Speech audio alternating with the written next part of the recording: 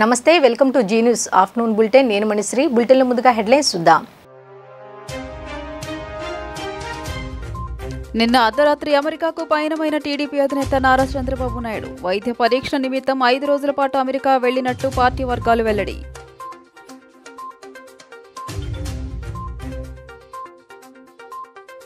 రాష్ట్ర ప్రజలకు శుభవార్త. లబ్ధిదారుల ఖాతాలోకి చేయూత స్కీమ్ నగదు బదిలీ. వివిధ పథకాల కింద డీబీటీల నిమిత్తం 5,868.26 కోట్ల మీద చెల్లింపులు జరిగినట్లు అధికారులు వెల్లడి.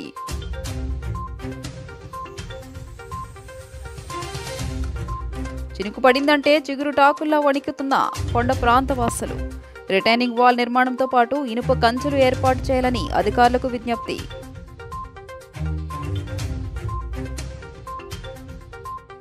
కొనుగోలు లేక వెలవెలబోతున్న నున్న మ్యాంగో మార్కెట్. వాతావరణ మార్పులతో గణనీయంగా దిగుబడి తగ్గిన మామిడి పంట. కాయ నాణ్యత లోపం కారణంగా కొనుగోలు లేక నష్టాలు చవిచూస్తున్న వ్యాపారులు.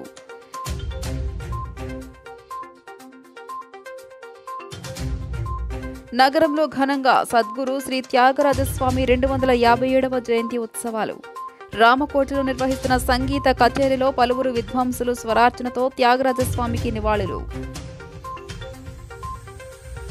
రాష్ట్ర ప్రజలకు శుభవార్త. అకౌంట్లలోకి చేయూత స్కీమ్ నగదు బదిలీ అవుతోంది. ప్రభుత్వ సంక్షేమ పథకాల లబ్ధిదారుల ఖాతాలకు నిధుల చెల్లింపు ప్రక్రియ కొనసాగుతోంది. చేయూత మినహా అన్ని డీబీటీ స్కీమ్ల లబ్ధిదారుల ఖాతాలకు చెల్లింపులు పూర్తి అయిందని అధికారులు చెబుతున్నారు. చేయూత పథకం కింద ఇంకా 3,512 కోట్ల మేర పెండింగ్ ఉన్నాయి. డీబీటీల నిమిత్తం ఈ నెల 14వ తేదీ నుంచి ఇప్పటి వరకు 5,868.26 కోట్ల మేర చెల్లింపులు జరిగాయని అధికారులు చెబుతున్నారు. డీబీటీలు సహా వివిధ ఖాతాలకు ఈ నెల 14వ తేదీ నుంచి ఇప్పటి వరకు 7,546.34 కోట్ల మేర చెల్లింపులు జరిగాయని అధికారులు చెబుతున్నారు. చేయూత పథకం కింద ఇంకా 3,512 కోట్ల మేర పెండింగ్లో ఉన్న నిధులు కూడా ఇవాల్టి నుంచి లేదా రేపటి నుంచి విడుదల కానున్నాయని సమాచారం. తెలుగుదేశం పార్టీ అధినేత నారా చంద్రబాబు నాయుడు శనివారం అర్ధరాత్రి హైదరాబాద్ నుంచి అమెరికా బయలుదేరి వెళ్లారు. ఆయనతో పాటు సతీమణి భువనేశ్వరి కూడా ఉన్నారు. వైద్య పరీక్షల నిమిత్తం ఆయన అమెరికా వెళ్లినట్లు పార్టీ వర్గాలు తెలిపాయి. ఆయన గతంలో కూడా ఒకసారి అమెరికాలో వైద్య పరీక్షలు చేయించుకున్నారు. ఇప్పుడు మరోసారి వైద్య పరీక్షల నిమిత్తం వెళ్లారు. 5-6 రోజుల్లో ఆయన తిరిగి రానున్నారు. ఆయన కుమారుడు లోకేష్ కొద్ది రోజుల క్రితం కుటుంబంతో కలిసి అమెరికా వెళ్లారు. చినుకు పడిందంటే చిగురుటాకులా వణికిపోతున్నారు చిట్టినగర్ కొండ ప్రాంతవాసులు. ఏ క్షణాన ఏ బండరాయి దొర్లి ప్రాణాలు హరిస్తుందో, జీవితకాలం కష్టపడి కట్టుకున్న కలల గూడు నేల మట్టం అవుతుందోనని తెలియక బిక్కుబిక్కుమంటూ బ్రతుకులీడుస్తున్నారు కొండ ప్రాంతవాసులు. రిటైనింగ్ వాల్ నిర్మాణంతో పాటు ఇనుప కంచెలు ఏర్పాటు చేసి కొండరాళ్లు దొరలకుండా తమ బ్రతుకుల్ని కాపాడాలంటూ స్థానిక ప్రజాప్రతినిధులకు అధికారులకు మొరపెట్టుకుంటున్నారు. పవిత్ర కృష్ణానది పరివాహక ప్రాంతంతో పాటు కొండ ప్రాంతం అధికంగా కలిగిన నగరం విజయవాడ. ఇక నగరంలోని కొండలపై పేదలు ఎక్కువగా కనిపిస్తున్నారు. వారిలో ఎక్కువ మంది రేకుల షెడ్ దగ్గర నుండి పక్క గృహాల వరకు నిర్మించుకుని కాపురాలుంటున్న వారే. అయితే వర్షాకాలం ప్రారంభమైందంటే కొండ ప్రాంత వాసులందరూ కంటి మీద కునుకు లేకుండా జీవిస్తుంటారు. కొండరాళ్లు విరిగి పడకుండా తగు జాగ్రత్తలు చేపట్టాలని అధికారులకు విజ్ఞప్తి చేస్తున్నారు. గత పరిపాలనలో 2020లో వర్షం ప్రభావంగా 2029 నెల 10వ తారీఖుని పడ్డదండి రాయి. దీనికి వచ్చి అప్పుడు మాజీ మంత్రి ఎల్లంపల్లి శ్రీనివాసరావు గారు వీళ్ళందరూ వచ్చారు. వచ్చి చూసి ఫోటోలు తీసుకొని వెళ్ళారు. కమిషనర్ గారు వచ్చారు అండ్ అసిస్టెంట్ కమిషనర్ గారు వచ్చారు. జిల్లా కలెక్టర్ గారు అదే మాధవీలత గారు వచ్చారు అండి. వీళ్ళందరూ వచ్చారు. మేయర్ గారు వీళ్ళందరూ వచ్చి పక్కా ఇల్లులు ఇస్తానని చెప్పారు. మాకు పక్కా ఇల్లులు ఇస్తానని చెప్పి కూడా ఇప్పటికి వచ్చి 4 సంవత్సరాలు అయిపోయినా సరే మన వైపు వచ్చి చూసింది లేదు, చేసింది లేదు. వచ్చి ఏదైనా రాళ్ళు పడినప్పుడు మాత్రం వచ్చి ఫోటోలు తీసి సెల్ఫీలు తీసుకుని వెళ్తున్నారు. ఏమనంటే మీకు మెసేజ్ చెప్పాము చేస్తామని అని చెప్తున్నారే కానీ ఏ గవర్నమెంట్ వచ్చినా సరే చేసేది లేదండి. దీనికి అంతకుముందు వచ్చిన మంత్రి వారు అలాగే చెప్పారు. ఎల్లంపల్లి శ్రీనివాసరావు గడప గడపకు వచ్చినా సరే ఏదో న్యాయం చేస్తానని చెప్పారు కానీ ఆయన పథక కాలం అయిపోయినా సరే ఇటుకే తొంగి చూసింది లేదు, ఏమీ లేదు. గత పరిపాలనలో కూడా ఇది నీకెందుకు హామీ ఇచ్చారండి. టీడీపీ గవర్నమెంట్లో హామీ ఇచ్చారు, వైఎస్ఆర్ కాంగ్రెస్ పార్టీలో ఇచ్చారు. దీనివల్ల మనకి ఏమీ లేదండి సార్. ఇదిగో వస్తుంది అదిగో వస్తున్నారు. వచ్చినప్పుడు రాళ్ళు పడినప్పుడు ఫోటోలు తీసుకొని వెళ్ళడం తప్ప దీని మీద వచ్చి సంధించట్లేదు ఎవరు వచ్చి. 4 రోజుల్లో వచ్చి హడాబిడి చేసి వెళ్ళిపోతున్నారు కొండల మీదకి వచ్చి. అంతే, ఇక్కడ నుంచి ఖాళీ చేసి వెళ్ళిపోండి అమ్మ మీకు పక్కా ఇల్లులు వస్తాయని చెప్తున్నారు. సొరంగం ప్రాంతంలోనూ ఈ కొండ సొరంగం ప్రాంతంలోనూ ప్రతి సంవత్సరం వర్షాకాలం వచ్చేటప్పటికి అరిచేతితో ప్రాణాలు అరిచేతిలో పెట్టుకొని జీవిస్తున్నారు ఈ కొండ ప్రాంత ప్రజలు. ఏ టైంలో ఏ రాయి పడిపోతుందో కూడా తెలియదు. పెద్ద పెద్ద బండరాలు వచ్చి ఇళ్ళ మీద పడిన సందర్భాలు చాలాసార్లు ఉన్నాయి.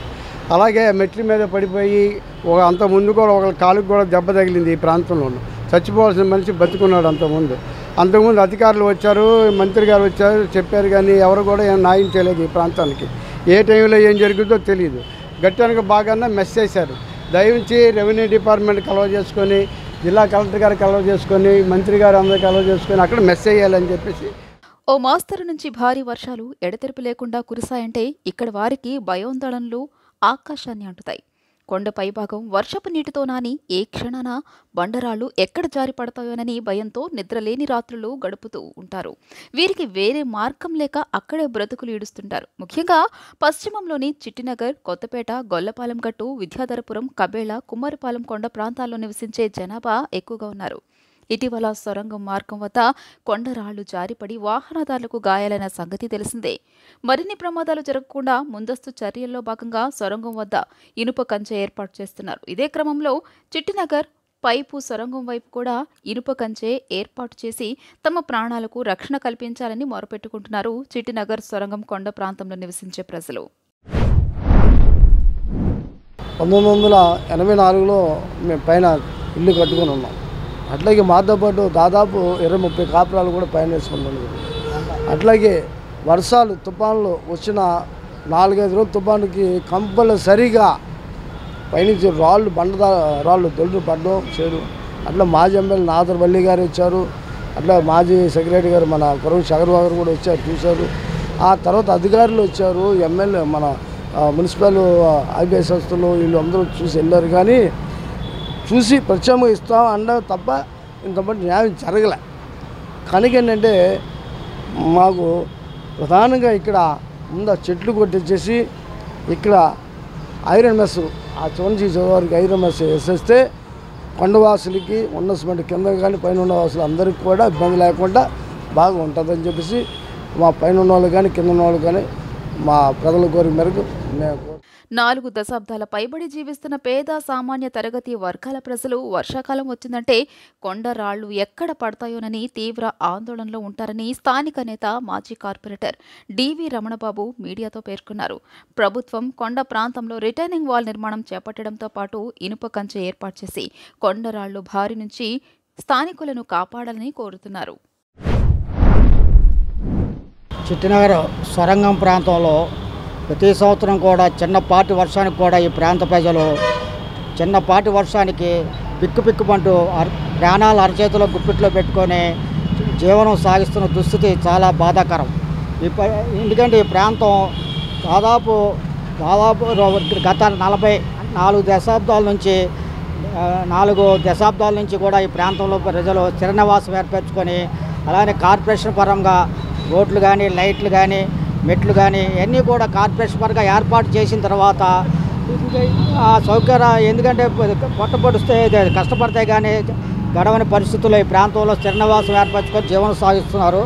వాళ్ళకి రక్షణగా మన మెస్ చేయమని చెప్పేసి మనం కమ్యూనిస్ట్ పార్టీగా మేము అనేక సార్లు సంబంధిత అధికారులు ఇటు మేయర్ గారు కానీ అలానే తర్వాత ఎమ్మెల్యే గారు గడపకు వచ్చినప్పుడు ఎమ్మెల్యే గారికి కానీ మేము విజ్ఞప్తి చేసిన ఇదిగో అదిగో అని చెప్పేసి మొక్కుబడిగా గట్టానికి ప్రాంతం కొంతవరకే వేశారు. ఈ ప్రాంతం కూడా మెస్ చేయాలి. ఎందుకంటే వృక్షాలు కూడా బాగా పెరిగిపోయి కొండ చర్యలోకి దిగబడిపోయి ఆ వేళ్ళు నెరలిచ్చి రాళ్ళు పడి ఇదే ప్రాంతంలో 3 సార్లు పడి ఆ ఇంటి మీద ఎందుకంటే తుట్టులో తప్పింది ప్రమాదం, లేకపోతే పెద్ద ప్రమాదం. ఇల్లు మొత్తం పెద్ద బండరాయి పడిపోయి చాలా అదృష్టం అన్నమాట.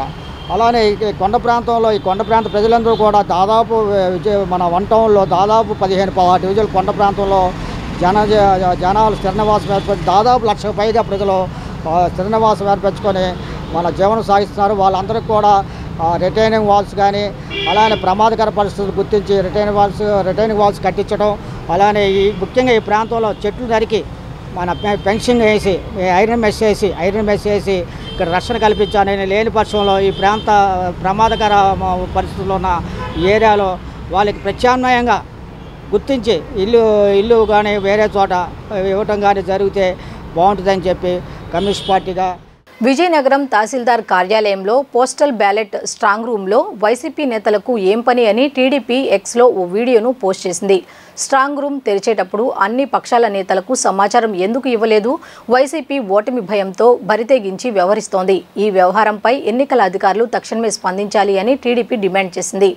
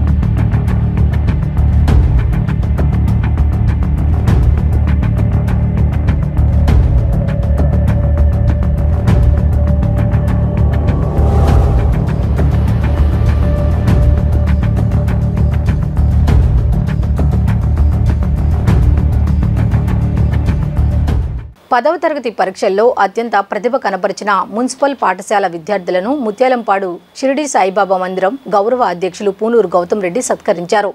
విద్యార్థులు చదువులో రాణించి ఉన్నత శిఖరాలకు ఎదగాలని ఆకాంక్షించారు. కార్పొరేట్ స్కూల్స్కు ధీటుగా మున్సిపల్ స్కూల్స్ విద్యార్థులు కూడా ర్యాంకులు సాధించారని వెల్లడించారు.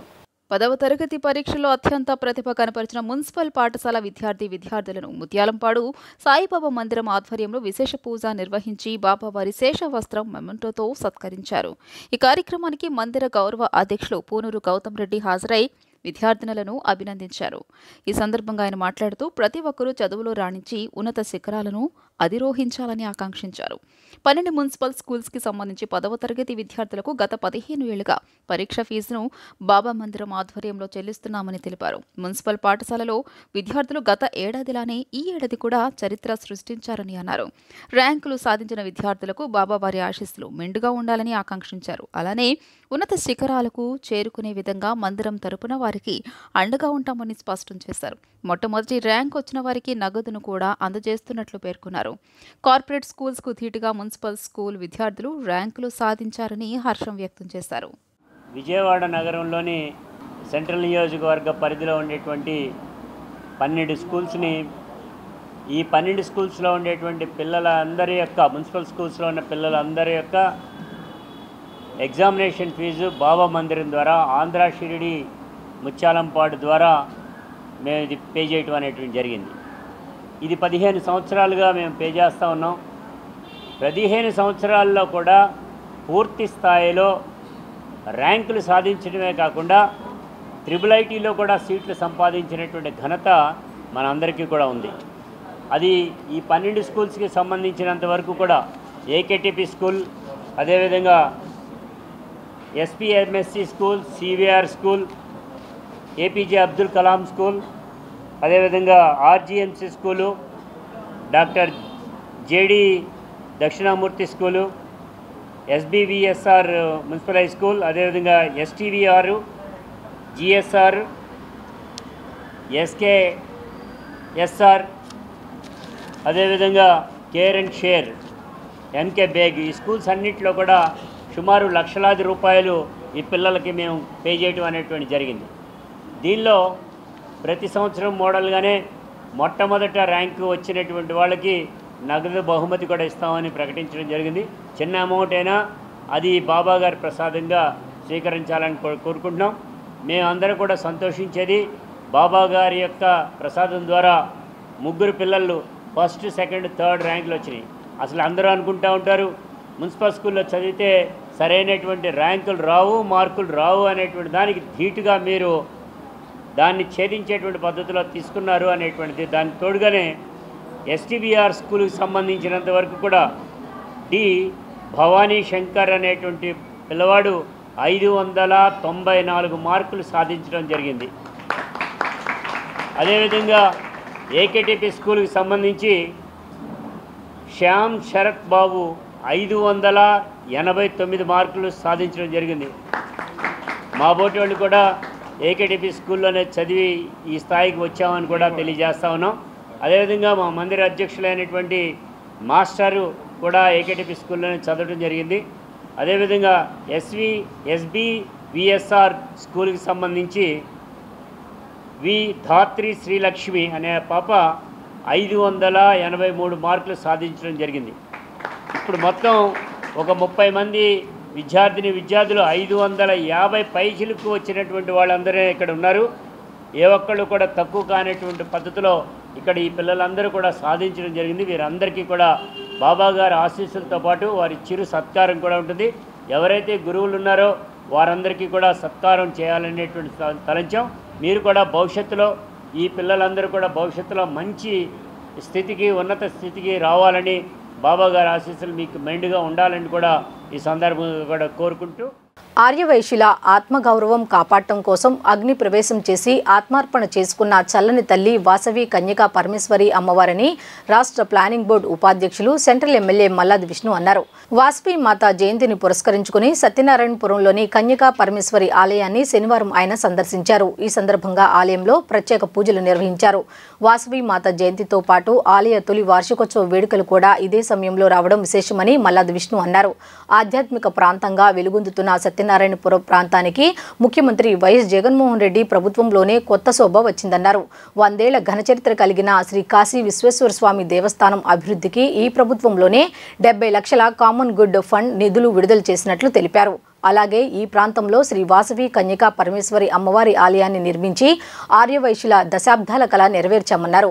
వైఎస్ఆర్ కాంగ్రెస్ ప్రభుత్వానికి కన్యకా పరమేశ్వరి అమ్మవారి ఆశీస్సులు మెండుగా ఉన్నాయని, వాసవి మాత చల్లని దీవెనలతో ముఖ్యమంత్రిగా రెండోసారి వైఎస్ జగన్మోహన్ రెడ్డి ప్రమాణ స్వీకారం చేయడం ఖాయమని స్పష్టం చేశారు. అనంతరం ఆలయ కమిటీ సభ్యులు మల్లాది విష్ణుని ఘనంగా సత్కరించారు. ఈ కార్యక్రమంలో స్థానిక కార్పొరేటర్ శార్వాణిమూర్తి తదితరులు పాల్గొన్నారు. వాసవి మాత జయంతి కార్యక్రమం సత్యనారాయణపురంలో ఈ ప్రాంతంలో వాసవి మాత వెలవడం విజయవాడ నగరంలో ఎక్కడా లేనటువంటి దేవాలయాన్ని ఈ ప్రాంగణంలో మనం నిర్మించుకోవడం అంతా కూడా చాలా సంతోషం. స్థానిక కార్పొరేటర్ శార్వాణిమూర్తి గారు, అలాగే రామకృష్ణ గారు, అలాగే శ్రీనివాస్, అలాగే రాము గారు, ఈ కమిటీ వాళ్ళందరూ కూడా చాలా అద్భుతంగా దీన్ని ఈ దేవాలయాన్ని నిర్మించారు. ఈరోజు వాసవి మాత జయంతి ఉత్సవం. ఈరోజు అంతా కూడా ఉదయం నుంచి ఈ ప్రాంతంలో ఉన్నటువంటి ప్రజలందరూ కూడా ఉదయం నుంచి అభిషేకాలు, హోమాలు, అలాగే కుంకుమ పూజ ఇలాంటి కార్యక్రమాలన్నింటినీ కూడా ఘనంగా నిర్వహిస్తూ ఒక ఆధ్యాత్మికమైనటువంటి శోభని సంతరించుకోవడానికి ఈ ప్రాంతంలో ఇది చాలా దోహదపడింది.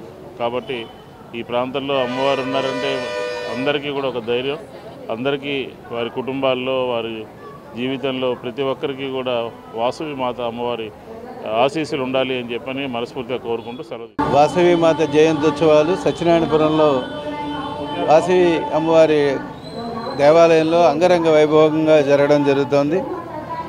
గత సంవత్సరంలో మన శాసనసభ్యులు మల్లాది విష్ణు గారు ఇక్కడ వీళ్ళందరి ప్రజల కోరిక మేరకు ఇక్కడ ఈ స్థలాన్ని ఇవ్వడం, దాన్ని వీళ్ళందరూ కూడా చాలా అద్భుతంగా అమ్మవారి దేవాలయం నిర్మించుకోవడం జరిగింది. ఎన్నో సంవత్సరాల చిరకాల కోరికను మన శాసనసభ్యుల వారి ద్వారా తీరడం, వాళ్ళందరూ కూడా శాసనసభ్యుల వారికి ఎంతో ధన్యవాదాలు తెలియజేసుకున్నారు. అదేవిధంగా ఇక్కడ ఈ చుట్టుపక్కల సత్యనారాయణపురం అనేది ఆధ్యాత్మిక ప్రాంతం. ఇటువంటి ప్రాంతంలో ఈ అమ్మవారి గుడి రావడం, అమ్మవారి ఆశీస్సులు చుట్టుపక్కల ప్రాంతంలో ప్రజలందరి మీద ఉండాలి, అందరికీ మంచి జరగాలని మనస్ఫూర్తిగా కోరుకుంటున్నాం. ఇటీవల జరిగిన ఎన్నికల్లో వైసీపీ ఓటమి ఖాయమని జనసేన నేత నాగబాబు జోషన్ చెప్పారు. ఈ ఓటమిని కప్పిపుచ్చుకునేందుకే దాడులకు పాల్పడుతోందన్నారు. ఈవీఎంలు భద్రపరిచిన స్ట్రాంగ్ రూమ్ల వద్ద కట్టుదిట్టమైన భద్రత ఉంచాలి. అక్కడ కేంద్ర బలగాలతో గస్తీ ఉన్న కూటమి పార్టీల ప్రతినిధులు కాపలా ఉండాలి. ముఖ్యంగా జనసేన పోటీ చేసిన స్థానాల్లో మరింత జాగ్రత్తగా ఉండాలి అని నాగబాబు ఓ వీడియోను విడుదల చేశారు. ఎన్నికలు ముగిశాయి. దాదాపు 82% ఓట్లు పోలయ్యాయి. ఇది ప్రజాస్వామ్యంలో మంచి పరిణామం. కానీ ఇదే సమయంలో ప్రజలందరం చాలా అప్రమత్తంగా ఉండాలి. ఎందుకంటే పోలింగ్తోనే ఎలక్షనీరింగ్ పూర్తి కాలేదు, కౌంటింగ్ కూడా ఉంది. ఓటమి కళ్ళ ముందు కనిపించడంతో వైసీపీ అసురగణం ఎంతటి అరాచకానికి ఒడిగొడుతుందో పల్నాడు, తాడిపత్రి, తిరుపతిలో చూసాం. సైకోపాత్ అనే మాట మనం వింటూ ఉంటాం. ఈ జగన్మోహన్ రెడ్డి కూడా ఆ కోవలోకి వస్తాడో లేదో తెలియదు, కానీ ఖచ్చితంగా అతను ఒక సోషియోపాత్. ప్రజలను కులాలుగా, వర్గాలుగా, పార్టీల వారీగా విడదీసి చిచ్చులు పెట్టి ఆనందించే రకం. అతనిలో ఆ మానసిక స్థితిని మొదట్లో ఎవరు గుర్తించలేకపోయారు. ఆ వ్యాధిని తన అసురగణానికి కూడా అంటించాడు. ఈ సోషియోపాత్ మానసిక స్థితి రోజు రోజుకి ముదిరిపోయింది. ఓటమి కనిపిస్తుండటంతో వైసీపీ ముఠాలు ఉన్మాదంతో ప్రజల ఇళ్ల మీద పడి అరాచకం సృష్టిస్తున్నాయి. మాచర్ల వైసీపీ ఎమ్మెల్యే సంబంధీకుల ఇళ్లలో పెట్రోల్ బాంబులు దొరికాయంటే ఫలితాలు వచ్చాక వీళ్ళు ఎంత రాక్షసత్వానికి తెగబడబోతున్నారో ప్రజలు గ్రహించాలి. తాడిపత్రిలో పోలీసులు కూడా తమను తాము రక్షించుకునేందుకు అగచాట్లు పడ్డారు. అంటే వైసీపీ ఎంతగా రెచ్చిపోతుందో అర్థం చేసుకోవాలి. వైసీపీకి ఓటు వేయలేదని తెలిసి ఇళ్లలో చొరబడి మహిళలను, పిల్లల్ని అందరినీ చావుగొట్టే పైశాచికత్వాన్ని పెంచింది ఎవరు? ఖచ్చితంగా ఈ జగన్మోహన్ రెడ్డి అనే చెప్పాలి. న్యాయ వ్యవస్థ పరిరక్షణకు ప్రజాస్వామికవాదులు నడుం కట్టాలని పలువురు వక్తలు పిలుపునిచ్చారు. కేంద్రంలోని బీజేపీ, మోదీ ప్రభుత్వం అన్ని వ్యవస్థల మాదిరిగానే న్యాయ వ్యవస్థను తన గుప్పిట్లో పెట్టుకుని దుర్వినియోగం చేస్తోందని విమర్శించారు. దీనికి ప్రముఖ మేధావి, news click editor Prabir Purkayastha అక్రమ అరెస్టే నిదర్శనమన్నారు. ప్రబీర్ పుర్కాయస్తా అక్రమ అరెస్టుపై సుప్రీంకోర్టు తీర్పును స్వాగతిస్తూ శనివారం సాయంత్రం విజయవాడలోని బాలోత్సవ్ భవన్లో సభ జరిగింది. ముందుగా అలుపెరగని పోరాటం ప్రబీర్ పుర్కాయస్తా ఆత్మకథ పుస్తకాన్ని పీడీఎఫ్ ఎమ్మెల్సీ కెఎస్ లక్ష్మణరావు ఆవిష్కరించారు. ఈ కార్యక్రమానికి సాంస్కృతిక కార్యకర్త గోళ్ల నారాయణరావు అధ్యక్షత వహించారు. ఈ సందర్భంగా లక్ష్మణరావు మాట్లాడుతూ స్వాతంత్రోద్యమ స్ఫూర్తితో నిర్వహించిన అనేక పోరాటాల ఫలితంగా రాజ్యాంగం ద్వారా ప్రాథమిక హక్కులు కల్పించబడ్డాయని, వీటిని మోడీ ప్రభుత్వం హరిస్తోందన్నారు. ప్రాథమిక హక్కులను కాపాడుకునేందుకు జరిగే ఉద్యమంలో ప్రతి ఒక్కరూ భాగస్వాములు కావాలని పిలుపునిచ్చారు.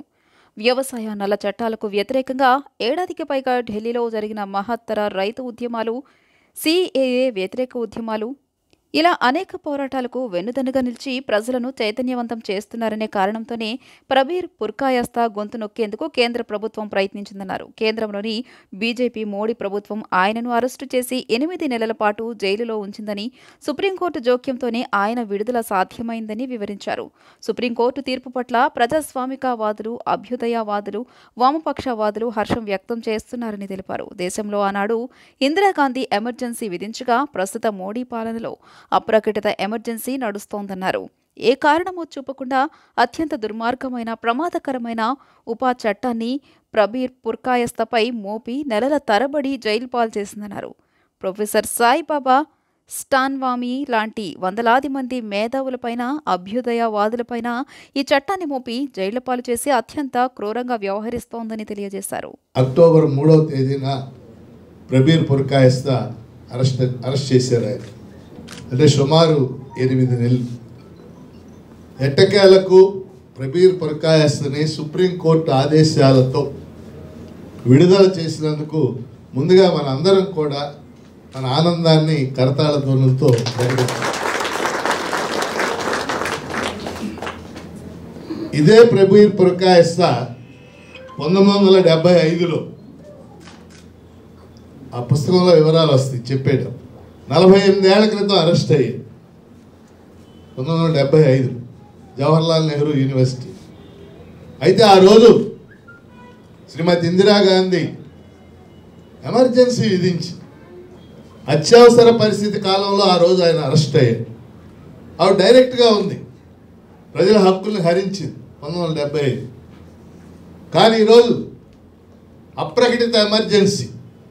ఈరోజు ఎమర్జెన్సీ లేదు. ఎమర్జెన్సీ లేనప్పుడు ఏం జరుగుద్ది? రాజ్యాంగం ఇచ్చిన హక్కులన్నీ మనకు ఉంటాయి. భారత రాజ్యాంగం ప్రజలకి, పౌరులకి కొన్ని హక్కులు ఇచ్చింది. Article 19 right to freedom of expression ఇచ్చింది. భావ ప్రకటన స్వేచ్ఛ. నువ్వు పత్రికల ద్వారా, నీ ఉపన్యాసాల ద్వారా, నీ మాటల ద్వారా నీ భావాలను ప్రకటించే హక్కు ఇచ్చింది ఆర్టికల్ 19. సీతారాం యేచూరి వీళ్ళంతా జేఎన్యూలో చదువుతూ ఉన్నారు. అప్పుడు మేము ఇక్కడ ఎస్ఆర్ఆర్ కాలేజీలో చదువుతాం.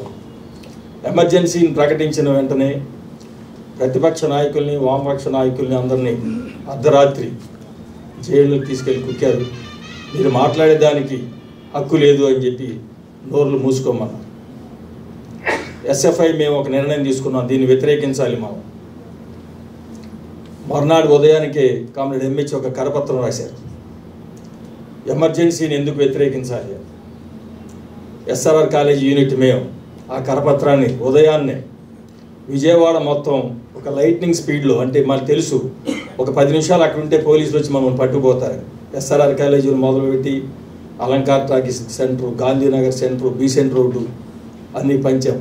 దానికి వ్యతిరేకంగా పోలీసులు అలర్ట్ అయ్యే లోపే విజయవాడలో ఎమర్జెన్సీని వ్యతిరేకిస్తూ కరపత్రాలు పంచుతాయి. మామిడికాయల ఎగుమతుల కోసం వచ్చిపోయే వాహనాలు ఎటు చూసినా వ్యాపారులు, కూలీలతో కలకలలాడాల్సిన నున్న మార్కెట్ ప్రస్తుతం వెలవెలబోతోంది. వాతావరణ మార్పులతో మామిడి పంట దిగుబడులు గణనీయంగా పడిపోయాయి.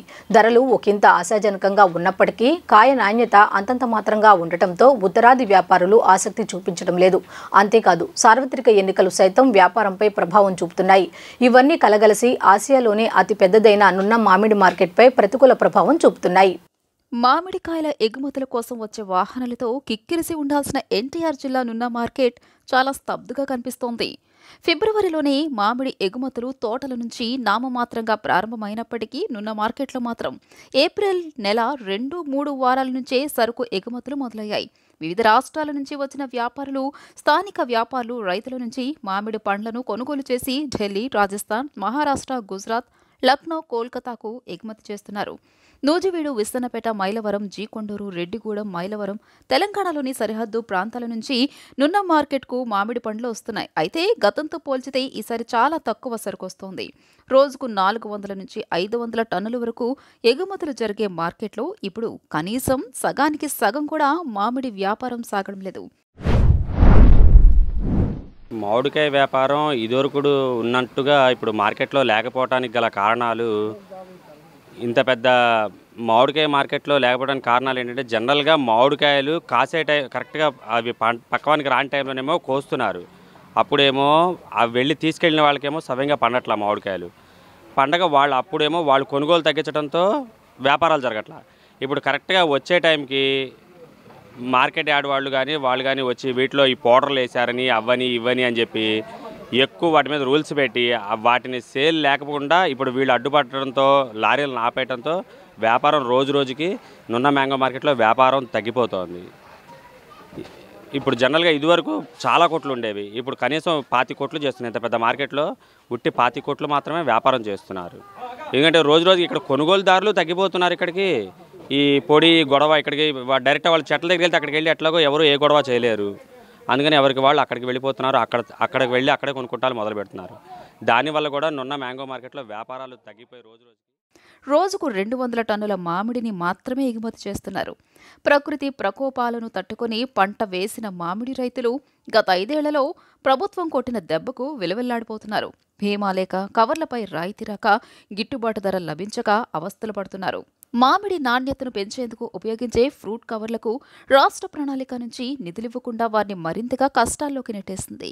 చీడపీడలను నివారించే వ్యవస్థ, సరైన మార్కెటింగ్ సదుపాయాలు లేక సాగు, ఉత్పత్తిలో దేశంలోని అగ్రస్థానంలో ఉన్న మామిడి రైతులు దయనీయ పరిస్థితులను ఎదుర్కొంటున్నారు. మరోవైపు నున్న మార్కెట్లో ముఠా కార్మికులకు చేతినిండా పనులు లేకపోవడంతో డీలా పడుతున్నారు.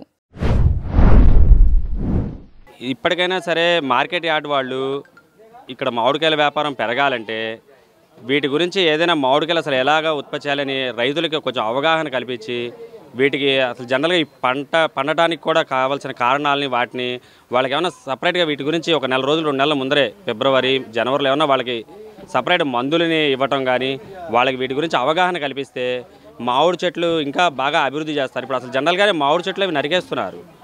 ఇప్పుడు కిందటి సంవత్సరం 1000 ఎకరాలు ఉంటే ఈ సంవత్సరం కూడా 500 ఎకరాలు అవుతుంది. వచ్చే సంవత్సరం 250 ఎకరాలు అవుతున్నారు. రోజు రోజుకి మామిడికాయలు, అసలు ఫ్రూట్ కింగ్ మామిడికాయలు, అలాంటిది రోజు రోజుకి ఎకరాలు మామిడికాయలు నరికేస్తున్నారు చెట్లని. అలా నరకకుండా ఉండాలంటే వాటి కోసం ముందు మనమే అవగాహన సదస్సు వాళ్ళకి చెప్పి ఒక 2 నెలల ముందరే వీటిని ఏ టైంలో కోయాలి, అసలు ఆ ఏ టైంలో పక్కవానికి వస్తాయి, ఇవన్నీ చెప్తే దానివల్ల కూడా కొంచెం ఉత్పత్తి పెరుగుతుంది. మార్కెట్ యార్డ్లోకి వచ్చి ఇక్కడ మార్కెట్ దాని గురించి కూడా చెప్పి ఇక్కడ వచ్చిన ఎక్స్పోర్టర్లకు కొంచెం వాళ్ళకి కావాల్సిన సదుపాయాలు కల్పిస్తే ఎక్స్పోర్టర్స్ ఇంకా ఎక్కువ వస్తారు. దానివల్ల నున్న మ్యాంగో మార్కెట్లో వ్యాపారం ఇంకా అభివృద్ధి బాగా జరుగుతుందని కూడా. ముందు మార్కెట్ చాలా బాగా ఉండేదండి. బయట ఊళ్ళల్లో షాపులు లేవు. ఇప్పుడు అన్ని ఊళ్ళల్లో షాపులు ఉన్నాయి. అందువల్ల ఏంటంటే విజయవాడ వచ్చే సరుకులు తక్కువ వస్తున్నాయి. ఇప్పుడు మార్కెట్లు బయట లేకుండా అన్నీ విజయవాడ ఒకచోట పెడితే మొత్తం సరుకులన్నీ విజయవాడ వస్తాయి. ఇక్కడి నుంచి కొనుక్కునే బేరగాళ్ళు కొనుక్కొని వాళ్ళ ఊళ్ళకు తీసుకెళ్తారు. సమసమాజ స్థాపన కోసం తన జీవితాన్ని అంకితం చేసిన మహానాయకుడు కామ్రేడ్ పుచ్చలపల్లి సుందరయ్య అని 50వ డివిజన్ కార్పొరేటర్ బోయా సత్యబాబు స్పష్టం చేశారు. సుందరయ్య ఆశయాల కోసం నేటి తరం కృషి చేయాల్సిన అవసరం ఎంతైనా ఉందన్నారు. ఆదివారం 50వ డివిజన్ ఖాదర్ సెంటర్లో కామ్రేడ్ పుచ్చలపల్లి సుందరయ్య 39వ వర్ధంతి కార్యక్రమం జరిగింది. ఈ కార్యక్రమానికి ముఖ్య అతిథిగా హాజరైన బోయా సత్యబాబు మాట్లాడుతూ భరతమాత ముద్దుబిడ్డ సుందరయ్య నెల్లూరు జిల్లా అనగాననిపాడులో జన్మించి అణగారిన వర్గాల అభ్యున్నతికి కృషి చేశారని వివరించారు. అనేక పదవులను అలంకరించి రాష్ట్ర నగర అభివృద్ధికి పాటుపడ్డారన్నారు. ఆయన ఆశయాలతో దేశంలో మతోన్మాద శక్తులను, దుష్ట రాజకీయ శక్తులను, అవినీతి రాజకీయాలను ప్రజలు తిప్పికొట్టాల్సిన అవసరం ఉందన్నారు. అనంతరం సుందరయ్య చిత్రపటానికి పూలమాల వేసి ఘన నివాళులు అర్పించారు. అనంతరం కార్యకర్తలకు, పాదచారులకు మజ్జిగ పంపిణీ చేశారు. ఈ కార్యక్రమంలో ములంగి కొండారెడ్డి, గాది సుబ్బారెడ్డి, జి రాజు, కె సూరిబాబు, కృష్ణ, కొండమ్మ తదితరులు పాల్గొన్నారు. భరతమాత ముద్దుబిడ్డ కామ్రేడ్ పుచ్చలపల్లి సుందరయ్య గారు నెల్లూరు జిల్లా అలగానిపాడు గ్రామంలో జన్మించి చిన్నతనం నుండే ఆ భూస్వామి కుటుంబంలో పుట్టిన, అగ్రవర్ణ కులాల్లో పుట్టినా కానీ ఎవరైతే అణిచివేతకు గురవుతున్నటువంటి అంటరానితనం అనే భావన పాటిస్తున్నారో దానికి వ్యతిరేకంగా మరి ఆనాడే చిన్నతనంలోనే పాలేరుల సంఘం పెట్టి, వ్యవసాయ కార్మిక సంఘాలు పెట్టి, అలాగే చిన్నపాటి లాభాపేక్ష లేనటువంటి మరి సరసమైన ధరలకు అందించే సేవా కార్యక్రమాలు చేస్తూ, చదువు లేని వాళ్ళకి అక్షరాలు నేర్పిస్తూ, దేశ స్వాతంత్ర ఉద్యమంలో గాంధీ స్ఫూర్తితో పాల్గొని, మరోవైపు తెలంగాణ రైతాంగ సాయుధ పోరాటంలో దున్నేవాడికి భూమి కావాలనే పోరాటానికి నాయకత్వం వహించి, ఈ దేశ స్వాతంత్రం వచ్చిన తర్వాత మొట్టమొదటి పార్లమెంట్లో ప్రతిపక్ష నాయకులుగా, మరోవైపు ఈ రాష్ట్రానికి సంబంధించి గన్నవరం నుంచి అసెంబ్లీలో ప్రతిపక్ష నాయకుడిగా అనేక ప్రజల యొక్క, దేశం యొక్క, రాష్ట్రం యొక్క అంశాలతో పాటు మన విజయవాడ నగరానికి సంబంధించిన నగరపాలక సంస్థ సంబంధించి 83 మరి కార్పొరేషన్ ఏర్పాటు చేయడంలో, కమ్యూనిస్టుల యొక్క స్వచ్ఛమైనటువంటి పరిపాలన అందించడంలోనూ, అలాగే మరి పండిట్ నెహ్రూ బస్టాండు నిర్మాణానికి అక్కడ ఉన్నటువంటి భ్రమరాంబపురం నివాసితుల్ని అక్కడ ఒప్పించి అక్కడ ప్రజలందరికీ ఉపయోగపడే బస్టాండ్ నిర్మాణం చేసేదానికి సహకరించే దాంట్లోనూ, మరి బందరు కాలువల పూడికలు తీయించే దాంట్లోనూ, ఇలాగా మొత్తం తన జీవితం మొత్తం కూడా ఈ దేశానికి, రాష్ట్రానికి, ప్రజలకు అంకితం చేసినటువంటి మహానాయకులు సుందరయ్య గారు. వైసీపీ పాలనలో ఆ పార్టీ నేతలు ఇసుకపై దోపిడీకి పాల్పడ్డారని సిపిఐ రాష్ట్ర కార్యదర్శి కె రామకృష్ణ మండిపడ్డారు. ఇసుక అక్రమాలపై ఉన్నత స్థాయి విచారణ జరిపించాలని డిమాండ్ చేశారు. కొత్త ఇసుక పాలసీని తెస్తానన్న సీఎం జగన్ ఆ దిశగా అడుగులు వేయలేదని విమర్శించారు. భవన నిర్మాణ కార్మికులు రోడ్డున పడేలా చేశారని అన్నారు. గోదావరిలో ఇసుకను ఇష్టారాజ్యంగా తవ్వేశారని దుయ్యబట్టారు. స్ట్రీట్ ఫుడ్ ఎంజాయ్ చేస్తున్న అమ్మాయిలకు ఊహించని ప్రమాదం జరిగింది. ఆవుల కొట్లాటలో 3 యువతులకు గాయాలయ్యాయి. ఈ ప్రమాదం ఎక్కడ జరిగిందో తెలియదు, కానీ దీనికి సంబంధించిన వీడియో వైరల్ అవుతుంది. ప్రమాదం ఎప్పుడు, ఎక్కడ, ఏ రూపంలో వస్తుందో చెప్పలేమనడానికి ఈ ప్రమాదం అద్దం పడుతుంది. బయటకెళ్లినప్పుడు అప్రమత్తంగా ఉండాలంటూ నెటిజన్లు ఈ వీడియోను షేర్ చేస్తున్నారు.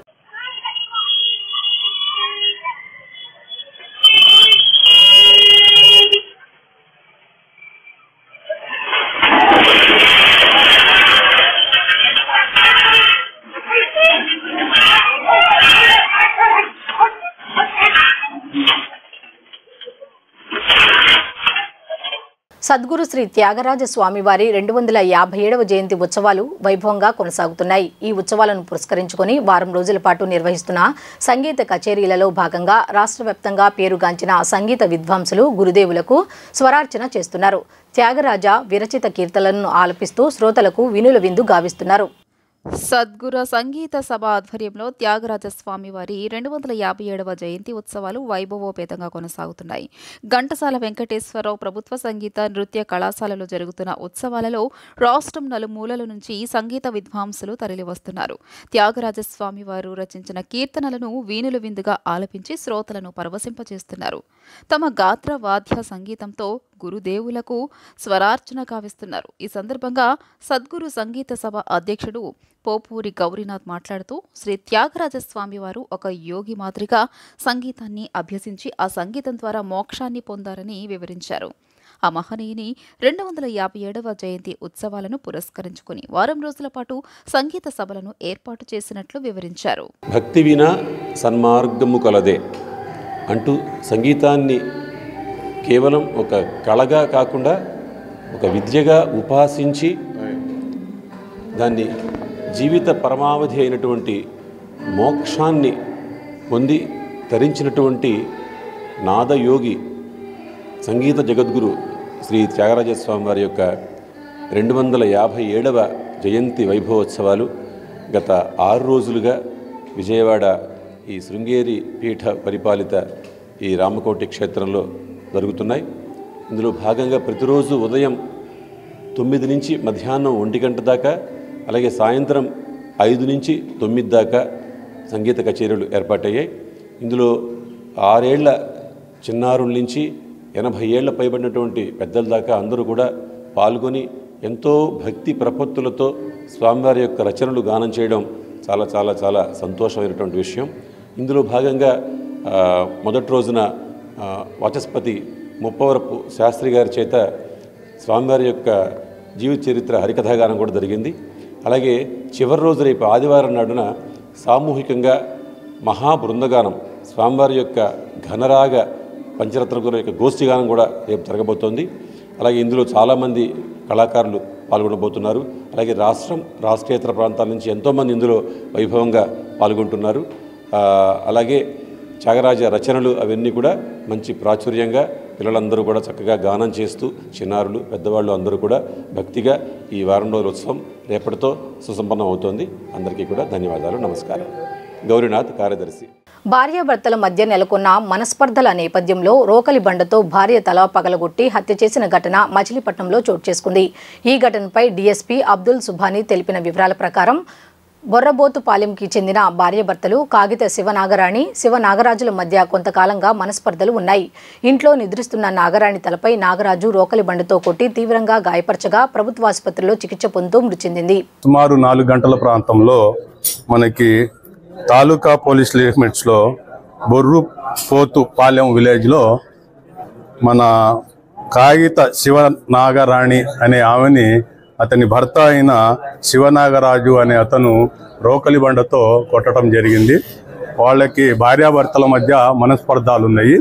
రీసెంట్గా కూడా గొడవలు పడతా ఆమె వాళ్ళ యొక్క అమ్మగారింటికి వెళ్ళటం జరిగింది.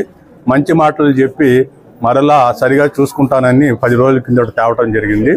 ఈరోజు ఇంట్లో ఎవరు లేని సమయంలో వాళ్ళ పెద్ద కూతురు ఈమె నిద్రపోతూ ఉంటే రోకలి బండతో ఇష్టానుసారంగా కొట్టడం వలన తల మీద ఇంకా వేరే చోట్ల సీరియస్ ఇంజరీస్ జరిగి ట్రీట్మెంట్ నిమిత్తం మన గవర్నమెంట్ హాస్పిటల్కి తేవటం జరిగింది. ట్రీట్మెంట్ పొందుతా చనిపోయింది. ముద్దాయిని తొందరలో అదుపులో తీసుకుంటాం. వార్తలు ముగించే ముందు హెడ్లైన్స్ మరోసారి చూద్దాం. నిన్న అర్ధరాత్రి అమెరికాకు పయనమైన టీడీపీ అధినేత నారా చంద్రబాబు నాయుడు వైద్య పరీక్ష నిమిత్తం 5 రోజుల పాటు అమెరికా వెళ్లినట్లు పార్టీ వర్గాలు వెల్లడి.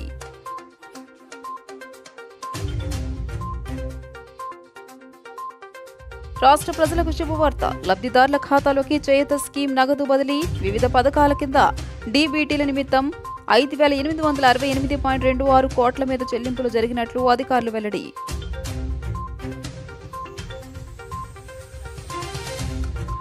చినుకు పడిందంటే చిగురు టాకుల్లా వణికుతున్న కొండ ప్రాంత వాసులు. రిటైనింగ్ వాల్ నిర్మాణంతో పాటు ఇనుప కంచెలు ఏర్పాటు చేయాలని అధికారులకు విజ్ఞప్తి.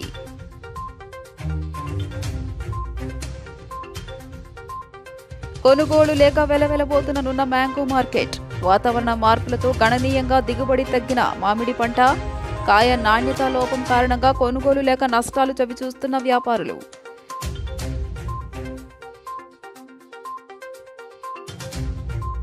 నగరంలో ఘనంగా సద్గురు శ్రీ త్యాగరాజస్వామి 257వ జయంతి ఉత్సవాలు. రామకోటలో నిర్వహిస్తున్న సంగీత కచేరీలో పలువురు విద్వాంసులు స్వరార్చనతో త్యాగరాజస్వామికి నివాళులు. ఈ వార్తలు ఇంతటితో సమాప్తం. తిరిగి రాత్రి 7:30 బులెటిన్లో కలుద్దాం. అంతవరకు సెలవు. నమస్కారం.